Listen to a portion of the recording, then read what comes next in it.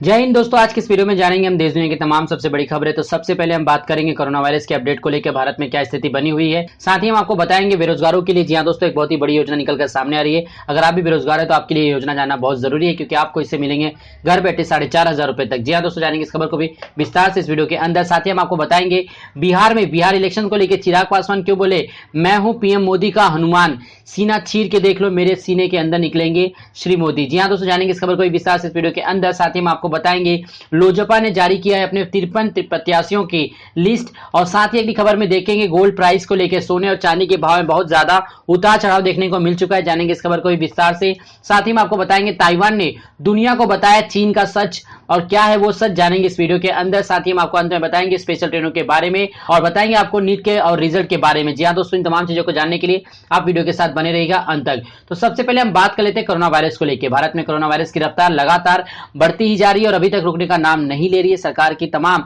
कोशिशों के बावजूद भारत में कोरोना की रफ्तार जिस तेजी से बढ़ रही है, आने वाले समय में स्थिति और ज्यादा भयानक हो सकती है। बात करें ताजा रिपोर्ट के अनुसार तो भारत में अभी तक 73 लाख से ज्यादा लोग इस भयंकर बीमारी की चपेट में आ चुके हैं। मरने वालों की संख्या की बात करें तो यह संख्या 1,12,000 के पार पहुंच चुकी है। लेकिन जी हाँ दोस्तों, इसकी टेस्टिंग अभी भी लगातार जारी है और अभी तक जब तक टेस्टिंग पूरी होगी तो ये आंकड़े और ज्यादा आपको देखने को मिल सकते हैं। बात करें किसी राज्य में सबसे ज्यादा कोरोना का विस्फोट हुआ तो वो राज्य है महाराष्ट्र, जहां पे एक साथ 15 लाख लोग जी हाँ दोस्तों अभी तक जो इस भयंकर बीमारी की चपेट में आ चुके हैं।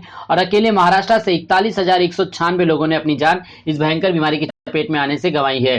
तो चलते हैं अगली खबर की तरफ। जी हाँ दोस्तों, अगली सबसे बड़ी खबर है आज जारी हुआ नीट का रिजल्ट। जी हाँ दोस्तों, नीट का एग्जाम्स को लेकर काफी ज्यादा सोशल मीडिया पे और साथ ही प्रदर्शन हुआ था कि ऐसे महामारी के दौर पे एग्जाम्स नहीं लेना चाहिए, बच्चों को काफी दिक्कत हो रही थी। लेकिन जैसे तैसे एग्जाम्स हो चुके हैं। बात कर रहे हैं हम नेशनल टेस्टिंग एजेंसी एनटीए ने National Eligibility cum Entrance Test, जिसे हम नीट के नाम से जानते हैं, आधिकारिक NTA-NEET.nic.in पर जो है अपना रिजल्ट के नतीजे जो है घोषित कर दिए। जो स्टूडेंट्स इस परीक्षा में शामिल हुए थे वे इस खबर से आगे दिए गए अपडेट पर लिंक करके जी हाँ दोस्तों आप रिजल्ट चेक कर सकते हैं। तो दोस्तों, अगर आपको भी जानना है लिंक के बारे में तो आप हमें कमेंट बॉक्स में कमेंट कर दीजिए, हम आपको लिंक प्रोवाइड कर देंगे। बात कर लेते हैं बिहार इलेक्शन को लेकर। जी हाँ दोस्तों, बिहार में विधानसभा चुनाव में एनडीए से अलग होकर चुनावी मैदान में कूदे लोक जनशक्ति पार्टी के अध्यक्ष चिराग पासवान ने कहा कि वह पीएम मोदी के हनुमान है। चिराग पासवान ने मीडिया से बात करते हुए कहा कि मुझे मोदी की तस्वीर कहीं नहीं लगानी है, वो मेरे दिल में बसते हैं। मैं उनका हनुमान हूं, मेरा सीना चीर कर देख लो, मैं मोदी के साथ हूं और रहूंगा।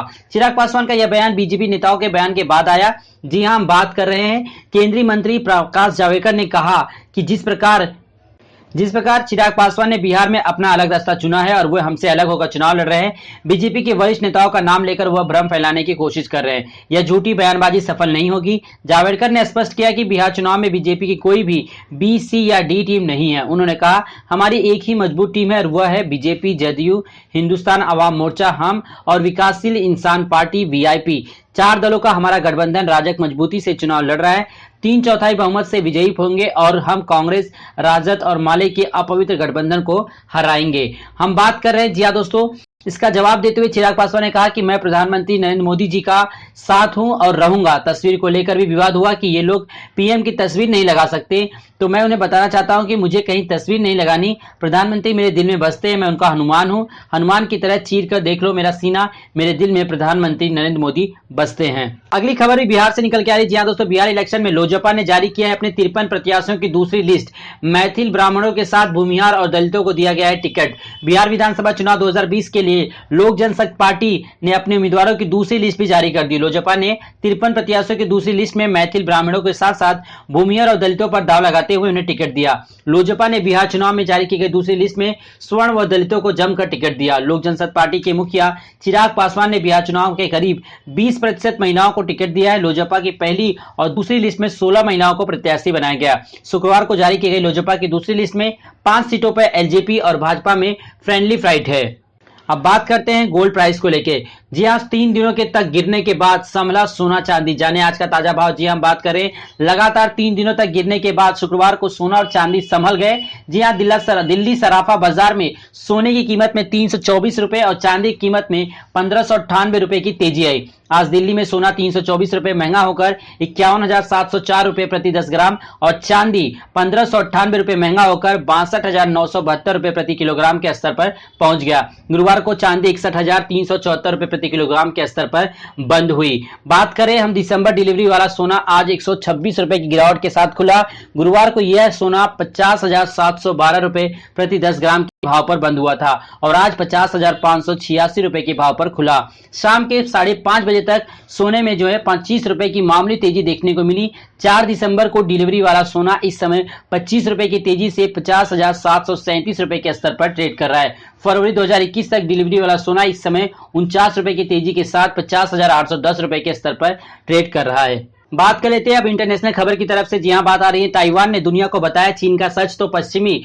जी हां, मीडिया जो है भड़क चुका है भारतीय मीडिया पर। हम बात करें दुनिया के साथ कई देशों के साथ क्षेत्रीय विवाद के साथ चीन लगातार जो है घुसपैठ करता हुआ नजर आ रहा है। इसी बीच जो है ताइवान ने अपना दावा ठोकता है। कई बार उसकी सेना ने जंगी जहाज ताइवान के एयर स्पेस में दाखिल होकर शक्ति प्रदर्शन भी करते हैं। वहां तक कि चीन ऐसे देशों के साथ भी कड़ाई में बर्ताव करता है जो ताइवान से करीबी दिखाते हुए नजर आते हैं। हाल ही में भारत के मीडिया ने जब ताइवान के प्रति नरम रुख दिखाते हुए उसे अपनी आवाज उठाने का मौका दिया तो ड्रैगन को यह घनावार गुजरा। बात करें चीन की वन चाइना पॉलिसी का उल्लंघन। चीन के प्रोपेगेंडा अखबार ग्लोबल टाइम्स ने चीन के दूतावास के हवाले से ट्वीट किया, भारत में चीनी दूतावास कुछ भारतीय मीडिया के ताइवान अथॉरिटी के विदेशी संबंध के विभाग के हेड जोसिया जोसेफ के इंटरव्यू से जो खुले तौर पर ताइवान की आजादी का समर्थन करते हैं उसने वन चाइना पॉलिसी की गंभीरता से उल्लंघन किया है और चीन की बॉटम लाइन को उकसाया। आगे बताया गया कि भारत में चीनी दूतावास ने भारत की इस बारे में आपत्ति जाहिर की और भारतीय मीडिया से अपील की कि ताइवान की आजादी की मांग करने वाले को प्लेटफॉर्म न दिया जाए और लोगों को गलत संदेश देने से बचाया जाए। तो बता दें कि इंडिया टुडे में इंटरव्यू में ताइवान के विदेश मंत्री जोसेफ वू ने कहा कि दुनिया के इस हिस्से में सिर्फ ताइवान को चीन से परेशानी नहीं, जापान को इस चाइना सी में दिक्कत आ रही है जहां समुद्र में चीन घुसपैठ कर रहा है, तो वहीं दक्षिणी चीन सागर के पास के देशों को भी परेशानी हो रही है। भारत चीन सीमा के पास भी विवाद चल रहा है। जोसेफ ने कहा कि अंतर्राष्ट्रीय समुदाय और संस्थानों को गंभीरता से ताइवान के अस्तित्व के बारे में सोचना चाहिए। ताइवान नहीं था चीन का हिस्सा। जोसेफ ने साफ कहा कि ताइवान चीन से बाहर है। उन्होंने कहा कि कई देशों को लगता है कि चीन के पास वन चाइना पॉलिसी और चीन ताइवान का नेतृत्व करता है, लेकिन ऐतिहासिक तौर पर 1949 से ताइवान चीन का हिस्सा नहीं है जब से रिपब्लिक। उन्होंने कहा कि चीन ताइवान का नेतृत्व नहीं करता, सिर्फ ताइवान की सरकार कर सकती है। यहाँ के लोगों के पास दुनिया की ताइवान की जो है मिसाइलें से डरती है चीनी सेना। बात कर लेते हैं खबर इलेक्ट्रॉनिक गैजेट्स की। बात कर रहे हैं माइक्रोमैक्स के इन जल्द ही लॉन्च होने वाला है। जी हां दोस्तों, कंपनी ने ऐलान कर दिया है कि जल्द ही वो अपने देश में नया स्मार्टफोन लॉन्च करने की तैयारी करे।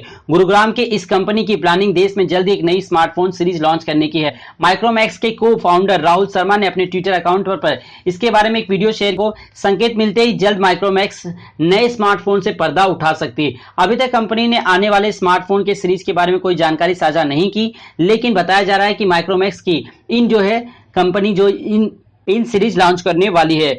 वहां के जो फाउंडर हैं राहुल शर्मा ने ट्विटर अकाउंट पर करीब 2 मिनट लंबा वीडियो साझा किया। वीडियो में राहुल शर्मा कंपनी के अब तक के सफर के बारे में बात की। वीडियो में राहुल ने उस समय के बारे में ही बात की जब चीनी स्मार्टफोन कंपनियों ने बाजार पर कब्जा कर लिया था और कंपनी के स्मार्टफोन से बिक्री में गिरावट आ गई थी। उन्होंने वीडियो में कहा, लेकिन बॉर्डर पर जो कुछ हुआ वो ठीक नहीं था, इसलिए जब हमारे प्रधानमंत्री ने आत्मनिर्भर भारत का ऐलान कर दिया तो हमने उस पर काम करने का फैसला किया और इसलिए माइक्रोमैक्स आ रहा है वापस लेकर इन इंडिया के लिए। जी हाँ, वीडियो में राहुल शर्मा ने आने वाले स्मार्टफोन्स के बॉक्स को भी दिखाया। एक ब्लू रंग के बॉक्स पर इन लिखा हुआ है। इसके संकेत मिलते ही कंपनी एक नई इन सीरीज के तहत स्मार्टफोन लॉन्च करेगी। अभी कंपनी के आने वाले स्मार्टफोन सीरीज के बारे में कोई जानकारी नहीं मिली। हालांकि जो बताया जा रहा है कि टिप्सटर राय के मुताबिक कि माइक्रोमैक्स इन सीरीज में स्मार्टफोन को 7,000 रुपए से लेकर 15,000 रुपए तक के बीच लॉन्च किया जाएगा। ये स्मार्टफोन स्टॉक एंड्रॉइड के साथ आएंगे और नवंबर की शुरुआत में देश में लॉन्च किए जाएंगे। तो चलते हैं अपने अगली खबर की तरफ। जी हां दोस्तों, देश भर में इस समय स्पेशल ट्रेनों की जो है सौगात देश को मिल चुकी है। जी हम बात कर रहे हैं फेस्टिवल सीजन के। दिवाली, छठ पूजा और नवरात्रि के त्यौहार के अवसर पर भारत सरकार ने जो है अलग अलग राज्यों में अलग अलग स्पेशल ट्रेनें चलाने की फैसले किए और अभी तक भारत में कुल मिला के 900 से ज्यादा स्पेशल ट्रेनें चलाई जा रही हैं पूरे देश भर में।